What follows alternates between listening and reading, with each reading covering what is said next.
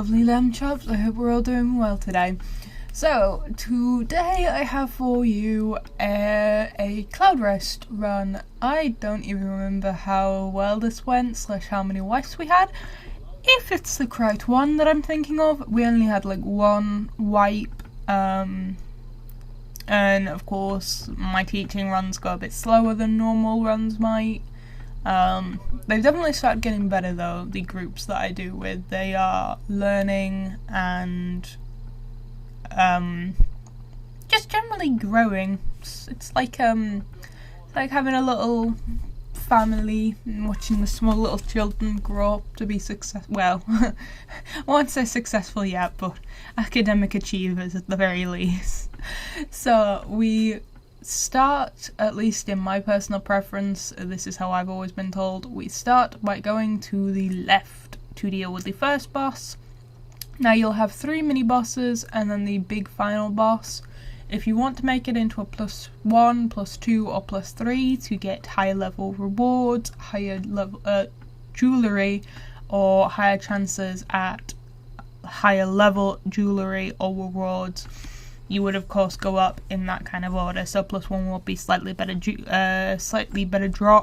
+2 I believe is when jewellery actually starts dropping, and level 3 is higher quality jewellery and drops in general. But they are certainly not easy, because you get each of the mechanics for the mini bosses, and +3 they go on throughout the fight.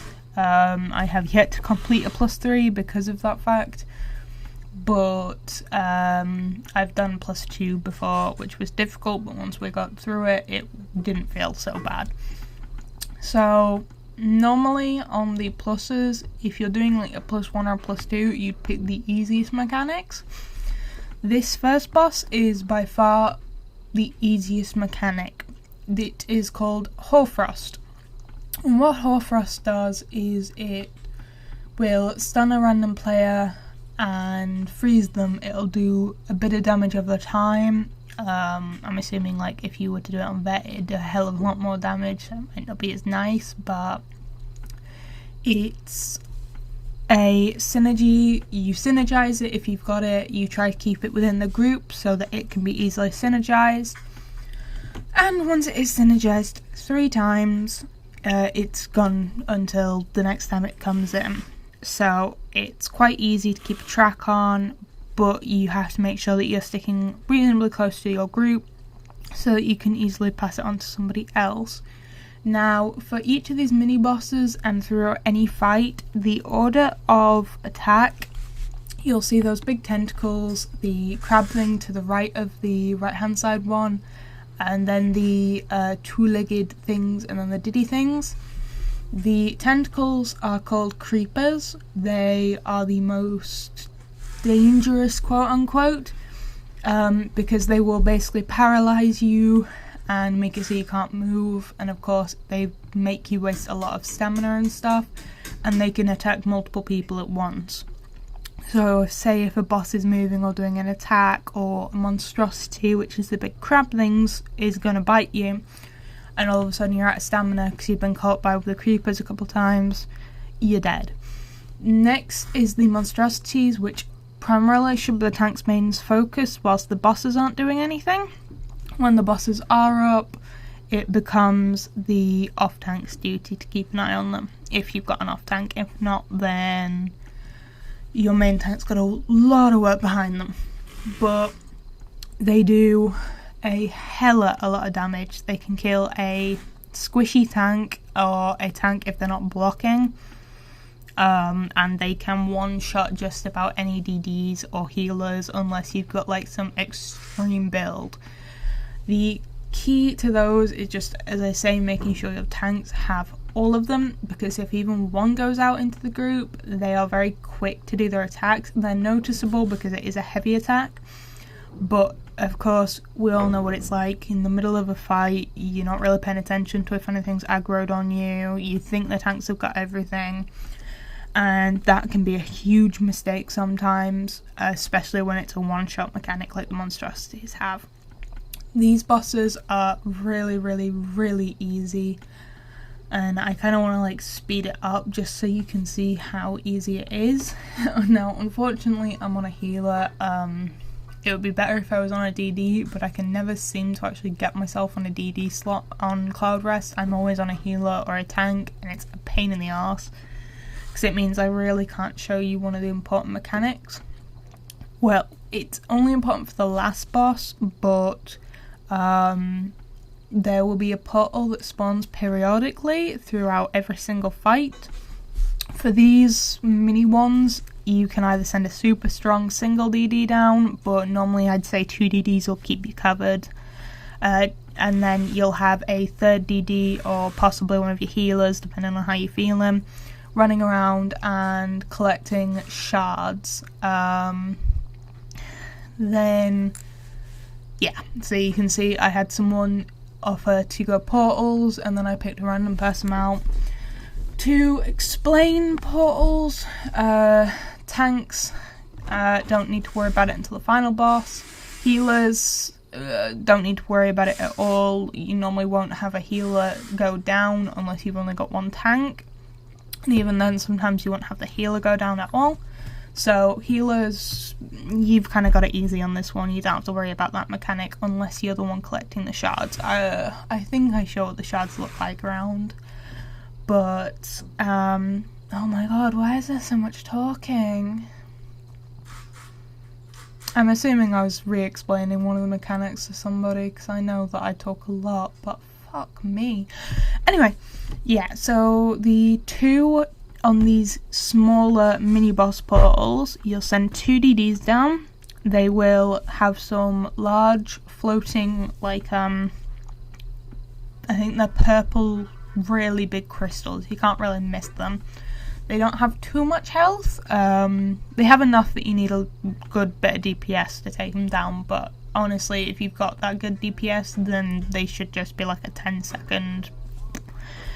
Once you have destroyed the shard crystal thingamabob, a orb will appear, a glowing spherical object, if you need that description of what an orb is, and they will have to pick that up. I can't remember if it's a synergy or whether you can just run over it, because it's been that long since I've been down in the portals. If anyone can tell me in the comments, that'd be lovely. And once they have picked up all of them up, they will be looking for basically the inverted shards. As I say, you'll have a DD or a healer go down and get them, or well, not go down, but run around the arena and collect them. They will be very similar to the shards that a Templar can throw down, the Aridix beer, I think it's called when it's unmorphed.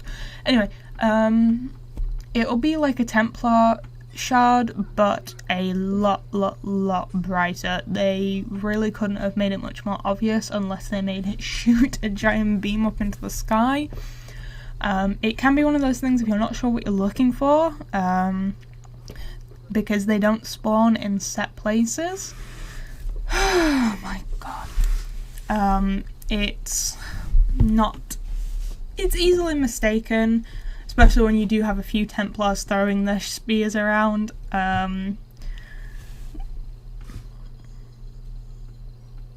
Now, hopefully I actually send one of my spears so you can see what a spear looks like right now. Yeah, so it's like that little spear that you can see there, but a lot more brightly yellowed and orange. Furthermore, another thing I didn't point out about these mini bosses is that it's not, that person there is called a humanoid, and they will always have a griffin with them.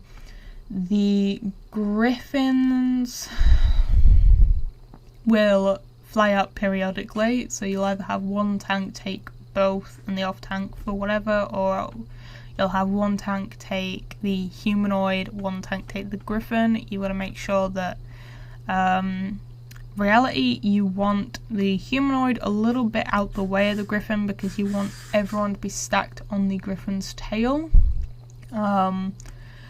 which I really wish people would like remember to Oh yeah, that shard right there to my left. So that is something that your healer or your run around DD will synergize. It'll send it downstairs for the other group, and there should be 3 every single time. Once there's 3, the portal will disappear and your DDs will come back up.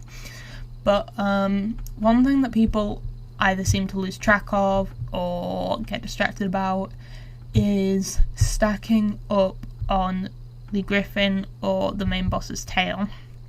It is the one thing that I am almost always shouting in these goddamn trials, whether it's my trial or someone else's, is stack up on the tail, or get on the tail. Can we stack up please? I will be saying that will be 50% of my conversation, and it gets so fucking tedious because, I mean, yeah, I've run these 100 times at this point, but after the second or third time of running this trial, if you can remember the other mechanics, then it should come as nature to be stacking up on the tail.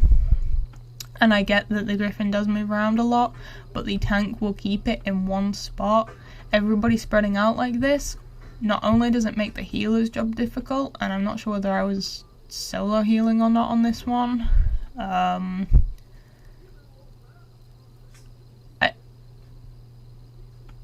I genuinely can't tell if I was solo healing. I actually might have been. I don't know.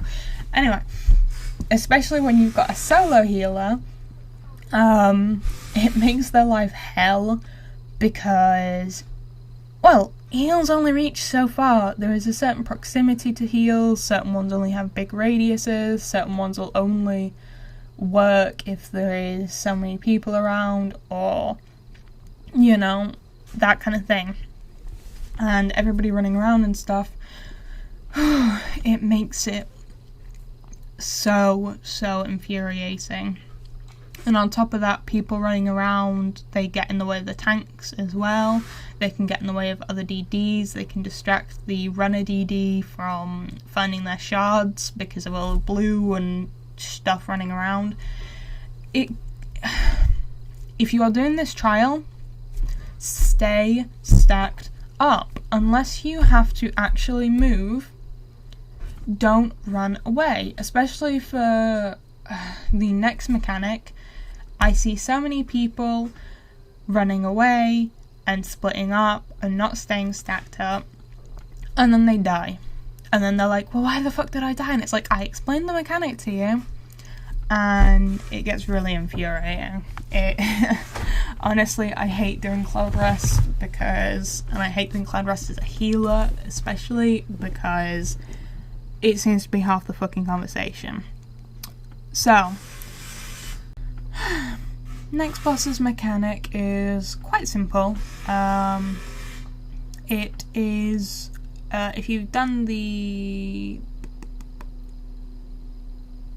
Sunspire before, or you watched my Sunspire, the fire bosses, the fire dragons, hug mechanic. So basically, you're going to keep everything else the same. You're going to send the same people down into the portals, and what you are going to do is you are going to want to make sure everybody's stacked up. Now, when I say the stacking up, again, the importance of it is not lost on me. Also, the repetition is not lost on me. Repetitiveness is not lost on. I'm living that in. Fuck my life. The repetitiveness is not lost on me. This one is probably the most important one for stacking, and if you are going to do this on the +2, which again I would probably say that this is one of the better ones to have on the +2, you can see I got a yellow, my colour damage AoE that changes to yellow when you're stood in the group. The reason why you want to stand in the group is because it is a timed explosion. You have maybe 2 or 3 seconds before it explodes, and if you don't get rid of it, or if you are by yourself, whether you're a tank, healer, whatever, it'll kill you.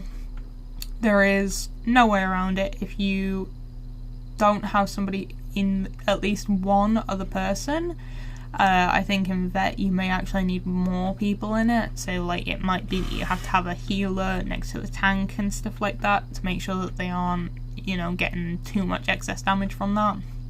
I don't believe anyone can survive that because it is, I believe, outputted to go above your max health. And yeah, really easy boss fight as long as you keep stacked up. You can see I've spread it out at this point. Now this boss is one that I don't like. I mean, I don't mind the mechanic as much because I pay attention to it, but a lot of people don't seem to recognise when they are what is called overcharged, which you will know because you turn bright fucking blue, you get a blue AoE around you, your screen turns blue, and you get a giant, basically blue light above your head.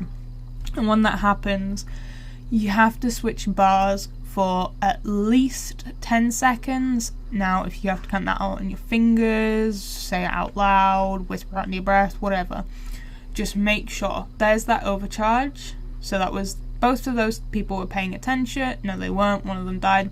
It happens very quickly. It's a lot slower than it looks on here because, of course, I've sped this up, but you get overcharged. You have a couple of seconds to swap, and it will stay until you die.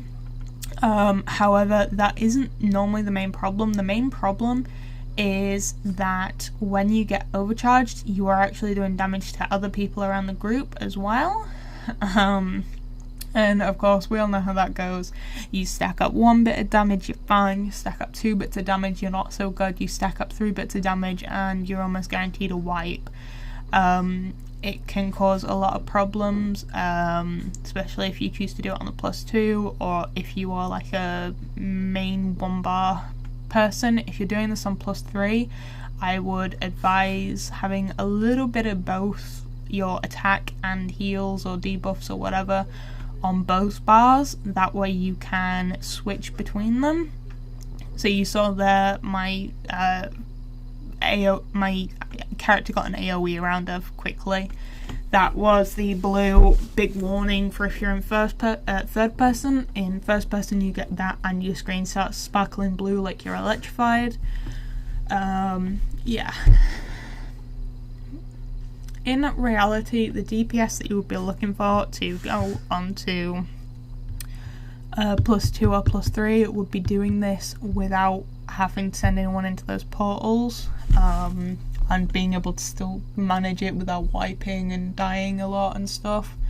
Other than that, there's not really much more. You pick which bosses you want in there if you're doing +2, and as I say, +3 you get the mechanics immediately. The bosses come down periodically through the fight at certain percentages of health with this final boss.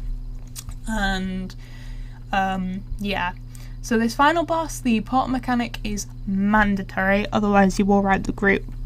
So again, you'll have 1, or if you're not confident, you'll have 2 runners going around the arena looking for shards. You will have a tank go down in the portal first, unless you only have 1 tank, then you have a tanky DD going down. And once that tanky DD or the tank has gone down, all the other DDs can follow through. There will be more shards down here than there have been in the smaller portals. And you need to be aware, this is both for downstairs and upstairs. Downstairs is what we call portal team. That a cone will come out and it will basically invert which area you're in. So if you're upstairs and you get hit with the giant cone, it will normally be pointed towards either the boss that is upstairs or the shadow boss, which is downstairs, which is why you send a tank or a chunky DD down first, because they have to deal with that shadow boss as soon as they get in, and they will get punched in the face by her. Primarily, besides that, you won't notice any mechanics, especially for this boss. She will teleport around using geysers on the floor, so she'll go into the ground and she'll reappear. You can set the geysers. You normally don't get a lot of warning because she pops up out of them very quickly, but you do get enough chance to respond. You need to make sure that you have a responsive tank on here, because if you don't, then she's going to start doing a lot of damage and stuff to the group, and it can start becoming problematic. Now, the portal team does get most of the slack here because it is up to them to not wipe the group. When I say portal team, that does also include the person doing the shards, because, well, the downstairs team, they can destroy all of the crystals and not be able to do anything if there is shards still upstairs. They need to make sure that those shards are being called out when they're being sent down. That way, if you've got a few people looking out for them, if they hear 2 shards and they see the 3rd, they can call out that 3rd shard and stuff like that. But if you're not calling them out, then it can lead to problems, because you either lose a shard or you don't get a shard in time, or people stop paying attention and there's one on the other side of the group.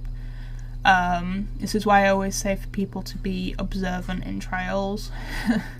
Now you can see that I got absolutely thumped because the tank was not paying attention. He wasn't taunting very well. I believe that the tank was actually the one that rezzed me. Mind. But yeah, that is that cone that I was talking about. Mine is a big purple one because that's how my AoEs are, enemy AoEs. And this is what downstairs look like. Now you can see that big crystal there that they just destroyed. And you can see that I had to try and do 2 lots of going back into the cone to get back upstairs, but it was fine.